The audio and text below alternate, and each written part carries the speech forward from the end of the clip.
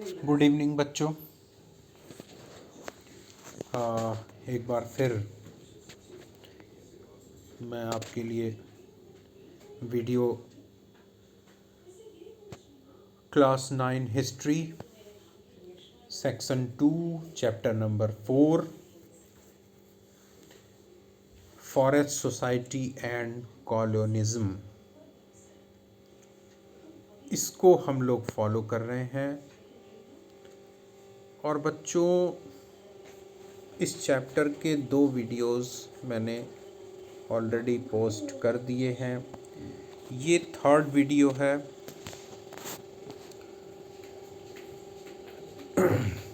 बच्चों, introductory video जो मैंने बनाया था उसमें मैंने काफ़ी कुछ इसका इंट्रोडक्शन दिया, और पिछले वीडियो में हम लोगों ने इसका जो इंट्रोडक्शन वाला पार्ट था उसको पढ़ा और समझा। Wide deforestation, land to be improved 1.1, ये हम लोगों ने पढ़ लिया था। आज बच्चों हम लोग जो तुम्हारी स्क्रीन पे दिखाई दे रहा है 1.2 स्लीपर्स ऑन द ट्रैक्स। बच्चों, हम लोग ये पढ़ रहे थे कि किस तरह से जो कॉलोनियल पावर्स हैं वो अपनी कॉलोनीज़ में फॉरेस्ट रिसोर्सेज को यूटिलाइज़ कर रहे थे। यूटिलाइज़ वर्ड तो मैं नहीं कहूँगा, मैं एक्सप्लॉइट वर्ड यूज़ करूँगा, बल्कि वो यूटिलाइज़ नहीं बल्कि एक्सप्लॉइट कर रहे थे, शोषण कर रहे थे वो। ठीक है, हम भारत की बात करेंगे। स्क्रीन पे आपको हेडिंग दिखाई दे रही होगी, स्लीपर्स ऑन द ट्रैक्स। बच्चों, यहाँ पर स्लीपर्स क्या होता है इसको समझने की ज़रूरत है। आप लोगों ने अपने लाइफ में रेलवे ट्रैक तो ज़रूर देखा होगा बच्चों। रेलवे ट्रैक यानी रेल की पटरी।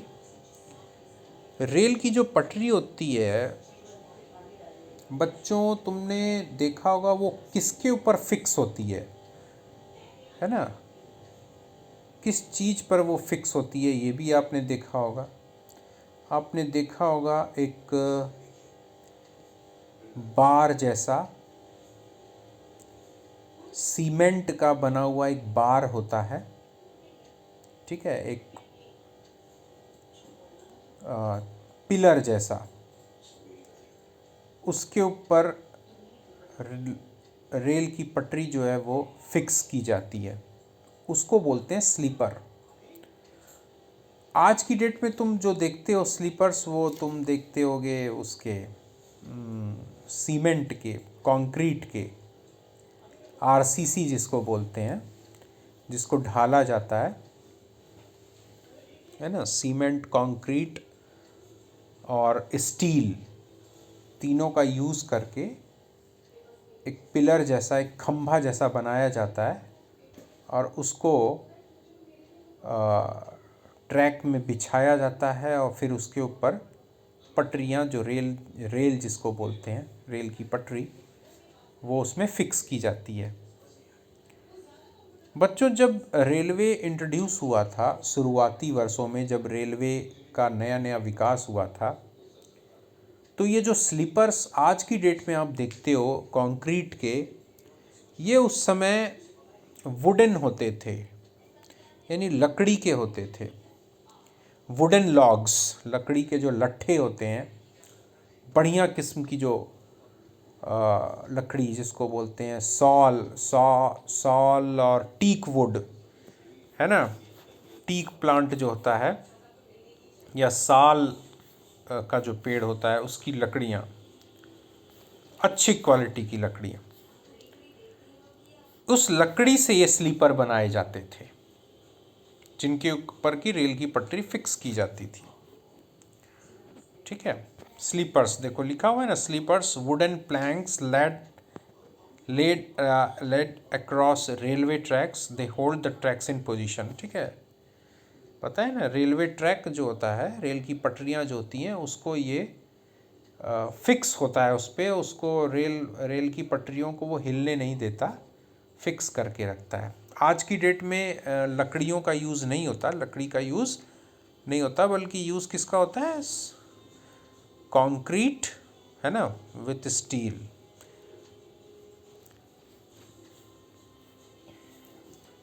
By the early 19th century, oak forests in England were disappearing. This created a problem of timber supply for the Royal Navy. 19वीं शताब्दी के शुरुआत में, यानी 1800 1800 से लेकर के 1820, 1825, 1830 जो के वर्ष जो थे, इंग्लैंड में ओक ट्री के जो फॉरेस्ट थे, यानी ओक एक स्पीसीज होती है, वृक्ष की, एक पेड़ का एक प्रकार होता है, उसके जो जंगल थे वो समाप्त होते जा रहे थे। इसके कारण ब्रिटेन की जो रॉयल नेवी थी, रॉयल नेवी यानी ब्रिटेन की जो जल सेना है ना, 3 तरह की सेना होती है, आर्मी, एयरफोर्स और नेवी। तो नेवी जो समुद्र में युद्ध लड़ती है जहाज़ों पर, पानी के जहाज़ पे, तो उसको नेवी बोलते हैं। तो ब्रिटेन की जो नेवी है उसको रॉयल नेवी बोलते हैं। तो ब्रिटेन की या इंग्लैंड की जो नेवी थी, उसको जहाज बनाने के लिए ओक ट्री के, ओक पेड़ के की जो लकड़ी है वो ज़रूरी या आवश्यक पड़ता था, है ना। मतलब जहाज़ बनाने के लिए बढ़िया क्वालिटी की, अच्छी क्वालिटी की लकड़ी की ज़रूरत पड़ती है, और वो एक ओक ट्री से मिलती थी। लेकिन वो अब धीरे धीरे ओक फॉरेस्ट जो है इंग्लैंड में ख़त्म हो रहा था। How could English ships be build without a regular supply of strong and durable timber. अब इंग्लैंड की नेवी के पास जहाज होने चाहिए भाई, पानी के जहाज होने, नेवी है तो पानी के जहाज तो होने चाहिए। और इंग्लैंड एक ऐसा देश था उस समय, यानी 19वीं शताब्दी के शुरुआती वर्षों में, जो सिर्फ अपने देश तक सीमित नहीं था, पूरे विश्व में कहीं न कहीं उसका राज चलता था। ऐसा कहा जाता था उस समय कि ब्रिटेन के राज में सूरज कभी अस्त नहीं होता। कहने का मतलब दुनिया के हर कोने में, हर इलाके में इंग्लैंड का राज था, ब्रिटेन का राज था। किसी देश, उसकी किसी कॉलोनी में अगर सूरज अस्त हो रहा है तो किसी दूसरी कॉलोनी में सूरज उदय हो रहा है। कहने का मतलब उसके राज में, इसीलिए कहा गया कि है ना, अंग्रेज़ों के राज ऐसा था कि उसके राज में कभी सूरज जो है सन कभी सेट होता ही नहीं था, अस्त होता ही नहीं था, यानी कहीं ना कहीं सूरज उगा ही रहता था। यानी विश्व के हर इलाके में उसका कहीं ना कहीं कब्जा था। तो अब विश्व के इतने बड़े इलाके पे कब्जा करना है तो सेना तो ताकतवर होनी चाहिए। तो उसमें भी कौन सी सेना? जल सेना, है ना, नेवी, उसको ताकतवर होना चाहिए, तभी ना आप राज करेंगे। उस समय हवाई जहाज, मिसाइल जैसी चीज़ें नहीं हुआ करती थी, है ना। एक देश से दूसरे देश अगर जाना होता था तो ज़मीनी रास्ते अगर नहीं हैं तो जो पानी वाला रास्ता यानी समुद्र वाला जो रास्ता है उसी का उपयोग करना होता था। ख़ास तौर से नेवी तो उसी का उपयोग करती है, नेवी तो जल में ही रहती है। तो आप जल में तैर के तो रहेंगे नहीं, आपको जल में रहना है, ताकतवर रहना है, तो आपको जहाज़, बड़े बड़े मजबूत पानी के जहाज़ चाहिए। पानी के जहाज़ बनाने के लिए आपको बढ़िया क्वालिटी की लकड़ी चाहिए। अब बढ़िया क्वालिटी की लकड़ी ख़त्म होती जा रही है, इंग्लैंड में ख़त्म हो जा रही थी। तो उस जो ओक ट्री होता है, तो अब उसका विकल्प यानी अल्टरनेट, यानी कुछ और, कोई और भी पेड़ चलेगा लेकिन बढ़िया हो, उसकी लकड़ी ड्यूरेबल हो, मजबूत हो, पानी में वो लकड़ी ज़्यादा ख़राब ना हो, जल्दी ख़राब ना हो, है ना। तो लकड़ी चाहिए भाई, कहाँ से मिलेगी। How could imperial power be protected and maintained without ships, यानी अंग्रेज़ों की जो ताकत थी, अंग्रेज़ों की जो सामर्थ्य था, अंग्रेज़ों की जो शक्ति थी, बिना सेना के, बिना नेवी के उसको कैसे मेंटेन किया जा सकता था। ठीक है, यानी बिना पानी के जहाज के अंग्रेज़ों की जो ताकत थी पूरे विश्व में, उसको मेंटेन बनाए रखना ये तो असंभव था। By the 1820s, search parties were sent to explore the forest resources of India. Within a decade, trees were being felled on a massive scale and vast quantities of timber were being exported from India.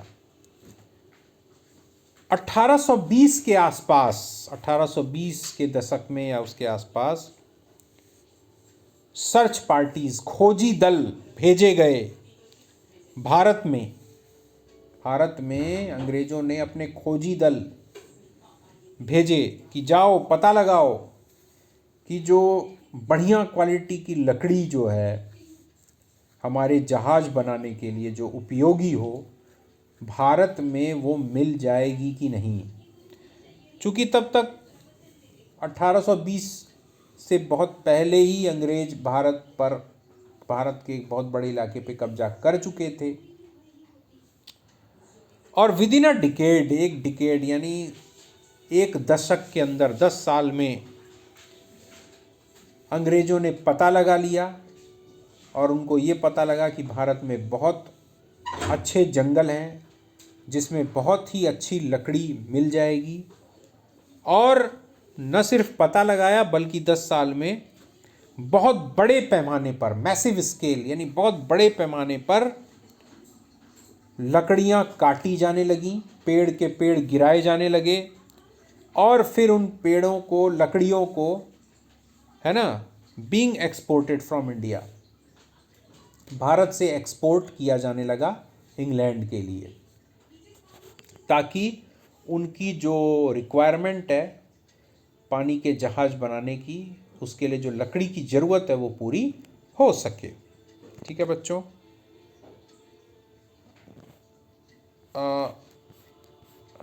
थोड़ा सा ये मैं सोच रहा हूँ कि काफ़ी रात हो चुकी है, इसलिए मैं ये वीडियो बच्चों यहीं तक रख रहा हूँ आज का। ठीक है, कल मैं इसके आगे आपको पढ़ाऊँगा। ठीक है, आप याद रखना, है ना, एक्सपोर्टेड फ्रॉम इंडिया ये हमारी लास्ट लाइन थी और हमको पढ़ना है द स्प्रेड ऑफ रेलवेज़, है ना, इसको पढ़ना है बच्चों। थोड़ी मेरी तबीयत भी उतनी अच्छी नहीं लग रही है, नहीं तो मैं, और समय भी बहुत ज़्यादा हो गया है, 11 बजने वाला है रात का।